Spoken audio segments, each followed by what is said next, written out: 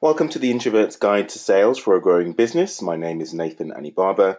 I'm the founder and owner of Unnatural Born Sellers. Thank you for attending this webinar.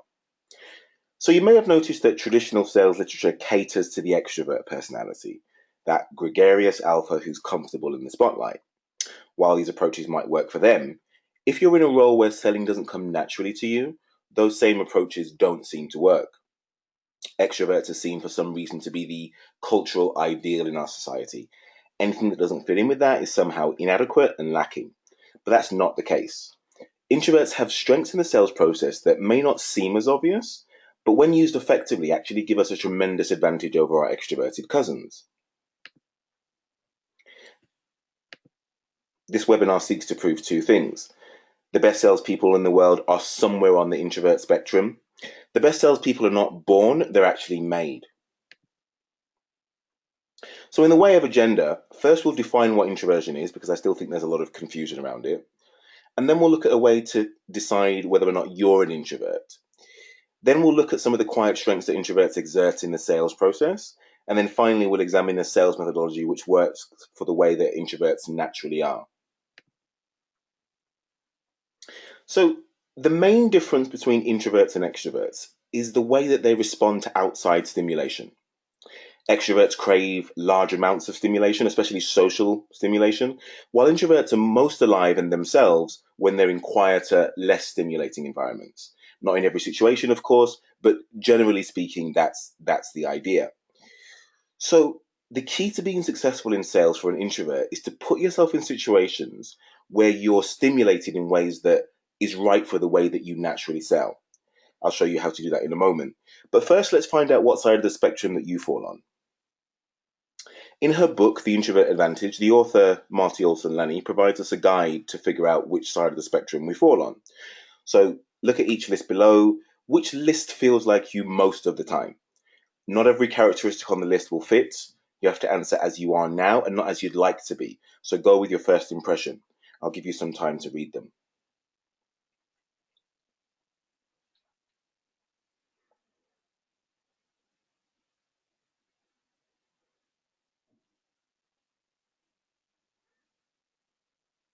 So if list A describes you best, you're an extrovert. If it's B, you're an introvert. You probably won't have all the qualities on the list, but one will fit better than the other. Since we live in a culture that idealizes the extrovert, we may have jobs and other activities that require us to be more extroverted. So it can be quite hard to decide which qualities feel most like you. So if you're still having difficulty, ask yourself this question. Are you more refreshed after quiet time or active time? If it's the first, then you're most likely an introvert. If it's the second, then you're probably an extrovert. I'm in the B column myself. There are times where I fill up between the two, though. I'd probably say that I'm 65% introverted and 35% extroverted. I used to think that my personality was not really suited to being a successful salesperson. I don't have natural charisma. I can't tell funny jokes in meetings and presentations. I'm not really good with small talk like some other salespeople are. So early in my career, I'd have to put on this extroverted salesperson mask when I went out to pitch, but that wasn't really me. I always felt a little bit of a fraud when I was doing it. As I got more experience, though, I realized that I didn't need to do that in order to be successful. In fact, a lot of the extroverted salespeople are sort of mistrusted because of their sort of over the top personality. As I learned more about introversion, I discovered that there were times when I'm introverted and then times when I'm extroverted. So, for instance, I could be introverted when I'm in a group of strangers I've recently met. However, if you put me around people that I know, and on my day, I'm the life and soul of the party. It's only when I started selling in a way that suited my level of stimulation did I actually start becoming more successful in sales. So, in her book, Quiet, which is about the power of introverts, Susan Cain tells a story of one of her clients, Laura Dugid. Laura was a lawyer for DLA Piper, a large UK law firm. Not your typical one, though. Susan describes her as a quiet and daydreamy type. She dreads the spotlight and dislikes aggression. Since graduating law school, she was worried that she wouldn't be able to represent her clients' interests as forcefully as they expected. For the first few years of her career, that didn't really seem to worry her because her boss was always around in negotiations. But this particular week, he was called away urgently to see a client in another part of the world, leaving Laura to deal with an important negotiation by herself. Her client was an Irish manufacturing company who just defaulted on a bank loan and hoped to renegotiate terms. The bankers that owned the loans sat at the other end of the table. Laura would have felt more comfortable under the table, but she was used to fighting such impulses. Her clients and colleagues took seats beside her as they waited for the meeting to begin. This happened to be Laura's favourite clients, very gracious and soft-spoken, different to the chest-beating, braggadocious clients they normally represented. Across the table sat three disgruntled investment bankers with expensive suits and matching watches. Their lawyer, a tall, square-jawed woman with a hearty manner, accompanied them. This was the kind of woman who didn't doubt herself. She launched into an impressive speech about how Laura's clients were lucky to get an offer as good as they were offering, and they should graciously accept it. The room fell silent, waiting for Laura to reply, but she couldn't think of anything to say, so she just sat there, blinking, all eyes on her. Her thoughts ran to her inadequacy and how the situation called for someone to come in and save the day. Someone bold, smooth, ready to pound the table and win them over with their charm and their wit. Her thoughts moved to feelings of changing career completely. But then she remembered her advice from her coach, Susan, who told her to remember that she was an introvert, and as such had powers in selling and negotiation that, while less obvious, were no less formidable. She probably prepared more than anyone else. She had a quiet but firm speaking style. She rarely spoke without thinking. Being mild-mannered, she could take strong, even aggressive positions while coming across perfectly reasonable. She asked questions, lots of them, and actually listened to the answers. So Laura started doing what came naturally. Let's go back. What are the numbers based on? What if we structured the loan this way? Do you think that would work? That way? Some other way?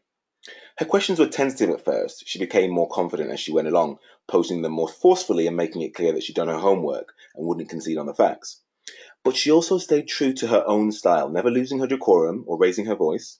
Every time the bankers tried to make a statement that seemed immovable, she was constructive. Are you sure that's the only way to go? What if we did things this way? Laura knew that it was in the bank's interest to keep her clients on their books as they regularly used the bank's services. The lifetime value of Laura's clients far outweighed the cost of the loans they were chasing. Also, manufacturing was an industry they were looking to generate more clients within, so it made sense to keep them as a customer so they can use them as a way of getting other clients within the sector. As any good book on sales will tell you, the mood in the room eventually changed based on her simple queries. The bankers stopped their dominating performance and actually started having a conversation. When it looked as though a successful resolution was likely, Laura wanted to make sure that anything agreed in the meeting would not be reneged on when the meeting was over, so she checked. Is there anyone else involved in this decision that should be present? There weren't. Is there anything stopping us from moving forward? Does anyone have any concerns as to the reasons why we can't move forward? They shook their heads. Later, she'd been told that she played negotiation jujitsu, but all she was doing was what came naturally to her in a world of loudmouths. Finally, the two sides struck a deal, shook hands, went their separate ways, and Laura went home and curled up with a good book.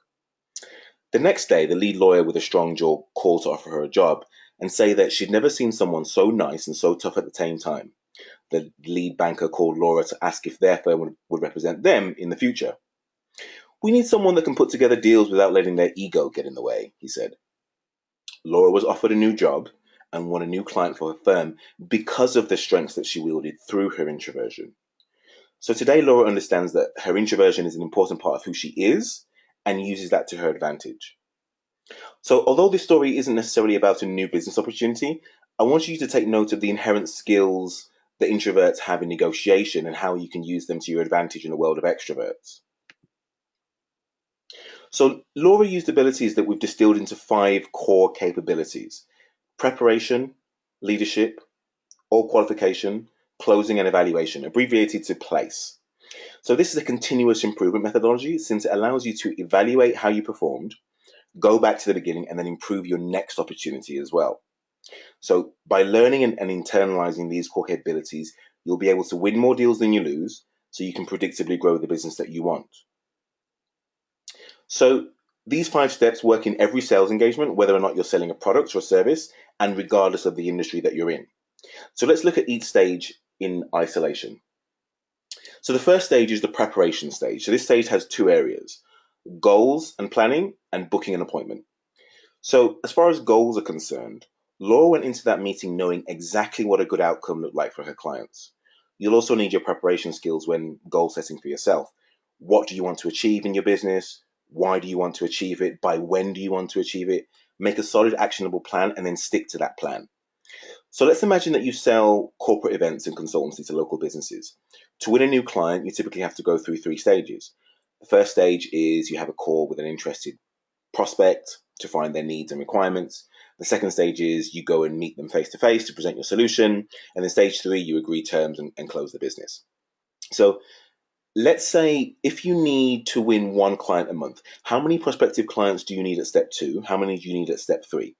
So assuming you've sold this before, you should have some rough idea. But let's say to win one new client a month, you need 3 meetings with an interested prospect at step 2, and you need 9 interested prospects at step 3 every month. So the idea is to make a funnel similar to this. So you'll need a way of getting 9 interested prospects on a call every single month. This can be done through marketing or prospecting, meaning reaching out to prospects or customers via email, phone, networking, direct mail, events, LinkedIn, carrier pigeon, etc., etc. Regardless of how you do it, you have to do it. Then you need a way of predictably moving as many of those people as you can through that funnel so that you can win a new client every single month. So that funnel needs to show consistent movement from top to bottom. The pipeline or the funnel must meet a minimum financial value at all times, with enough new opportunities coming at the top to support your closing ratios. So as you mentioned, 1 in 3 for a meeting and 1 in 9 for a call. So booking an appointment. So this means that you've got a confirmed face-to-face or phone meeting with a prospect who's interested for a specific time and date. So to do this, you need to engage in prospecting, as we mentioned. One of the main reasons why that people are generally sort of not very good in sales is that despite knowing that they need to prospect, they don't actually know how to do it effectively. So they'll make calls, they'll get inquiries, they'll go out on networking, but rarely will they get a chance to book a qualified appointment, either because they don't get the chance from the prospect or they don't recognize an opportunity when it presents itself. So I was actually better than extroverts at closing deals. So when I had a qualified opportunity, my closing ratios were actually relatively quite high. The challenge that I used to have was that I had an inability to have enough opportunities in my pipeline to actually support my stronger than average closing ratios. So prospecting is all about the numbers. To be successful in sales, the key is to create a large number of qualified opportunities through prospecting. So important, I'll say it again. To be successful in sales, you have to create a large number of opportunities through prospecting. It's so important. So some prospecting strategies involve things like networking, seminars or webinars like this one, walk-ins, cold calls, which is tough, I know, inbound marketing, so using content to pull prospects to you, social selling, things like LinkedIn Sales Navigator is amazing. Um, but essentially, booking that initial face-to-face or phone meeting with a prospect is considered the most difficult part of the entire sales process for introverts because of the usually sort of high levels of stimulation needed in situations like networking. However, you know there are ways to sort of negotiate this. If you can't find a way to effectively prospect to get the numbers, you will struggle. So, and a tip for effective prospecting is, understand the business that you're in. So what I mean by that is that most people understand what products they sell and the features and benefits thereof, but few people can actually articulate that into words and meaning that actually resonates with the prospect. So to take that one step further, regardless of what it is that you sell, you're a problem solver. You have to understand what is the problem that your prospect has. Sometimes it's obvious. Sometimes you need to make them see the problem, but they have to see it. Because if they don't see it, if they don't recognize the problem, there's no need for them to fix it, and there's no need for you. The second stage is leadership. So if you successfully booked a qualified meeting with a prospect, you're comfortably at step 2. So step 2 is when the prospect has a need and a compelling reason to buy the product or service you're offering. You only get to this stage by earning the prospect's confidence through leadership. So leadership means that you're likable, you've shown that you're capable, knowledgeable, and you stand out from the competition through the ability to teach the prospect something new about their business. So teach the prospect how their company can realize the benefits of your products. This is something the vast majority of salespeople do not do. Showing the prospect you are different to the competition is crucial when establishing that credibility, trust, and carving yourself out as the obvious and only solution provider of choice. So if you go back to Laura's story, she wasn't afraid to share her views, even if they were a little bit different or controversial. Like Laura, effective leaders are quietly assertive. They press the customer a little, both on their thinking, pricing, and the way that things have historically worked. So this is an important skill that you need to use to force people to think about complex issues, more importantly, your product or service, from a different angle. So the third stage is all qualification. So this means having the prospect completely qualified. So it means you know about their ability to buy, from whom they will buy, why they will buy, and when they will buy. You also have to know how the competition sits with your prospect. So you may know where you stand with your competition, but knowing where the competition stands in the eyes of your prospect is something else completely different. Most salespeople don't even ask where they stand in comparison to the competition. So what I mean by that is that, if you ask the prospect, how do you feel about X, Y, and Z competitor, and they don't answer, that's actually an answer in of itself. It tells you the prospect isn't comfortable sharing that sort of information with you, which means that you haven't gotten past the leadership stage. So it shows that you haven't developed that front runner status, I call it, with your prospect. So you need to go back to the previous stage until you demonstrate that you're capable, you're knowledgeable, and you stand out from the competition. So again, going back to Laura's story, she took a lot of great care when making sure that no other decision makers outside the meeting could influence the decision once the meeting was over. It was also important that she completely satisfied the bank's unique criteria and made sure that they expressed no problems with either her or her clients, again, before the meeting was over. So the fourth stage is close. So when you successfully completed the previous three stages, only then can you present a cost appropriate solution and close the deal. So no matter what kind of sales you're in or industry you serve, to close a deal each month or each week or however often you sell, you must touch each of those four stages in order at some point in the sales process. So to present the final solution, you can do many things. You can do a presentation, a proposal, product demonstration, a tour, a product test, etc. Obviously, you'll need to have good presentation skills and the ability to observe the reactions of the prospects in the room. It's very important. But the main reason why introverts are not very good at this is because either they present too early or they fail to let the prospect understand what they're saying. So either your pace is too slow, it's too quick, you've got lots of ums and ahs, you're unable to read the body language in the room, you don't enunciate well enough, or your presentation is just boring. The fifth stage is evaluation. So even successful deals can be evaluated to see how things can be improved next time. You learn so much more from your failures than you do successes. So the last stage is based on continuous improvement. What stage did we not do well on? Why was that? What could we do different next time? Where were we able to book a defined meeting in the diary? Were the right decision makers involved? Did you establish a need in the client? Did you qualify strongly enough, etc.? So, in summary, the truth is you don't have to be naturally imbued with these skills from birth to be successful. All the successful introverted salespeople that I've worked with have a predictable process which caters to their abilities. It doesn't rely on the gift of the gab, building friendly relationships with a prospect, or some other mystical abilities. They rely on a predictable formula that, when followed correctly in sequence, ensures that they win more deals than they lose and allows them to build their business on their own terms. So I'm running a free 5-part course on how to sell the introvert way on naturalbornsellers.com. This is all about getting to that first stage with a prospect. So booking a qualified either face-to-face or telephone meeting with a prospect that's actually interested in speaking to you. So we'll cover how to create goals and a plan for your business. So this is the crucial first step. Again, so many salespeople miss this because they fail to realize that by keeping your mind on a specific goal you're trying to reach and creating a plan to help you get there will keep you motivated when you're doing the sort of less glamorous parts of selling. The second part of this is actually how to book that qualified appointment with a prospect, either face-to-face or over the phone. So again, this is considered the hardest part of the sales process for introverts because of a number of sort of psychological barriers that we have and a lack of sort of effective prospecting skills. But again, if you can't get past this stage, you can forget about the other stages because everything hinges on getting a prospect to book certain period of time out with you in the diary to have an uninterrupted discussion about their problem and your potential solution to that problem. The third item is that we'll then examine a number of prospecting techniques to find and book a qualified meeting in the diary with someone who isn't a complete waste of time. So head over to unnaturalbornsellers.com, register for a free account, take the free 5-part course. Let me know what you think of it, and I look forward to seeing you there. Again, thank you very much for attending the webinar. I hope you found it useful, and I hope to speak to you soon. Take care. Bye-bye.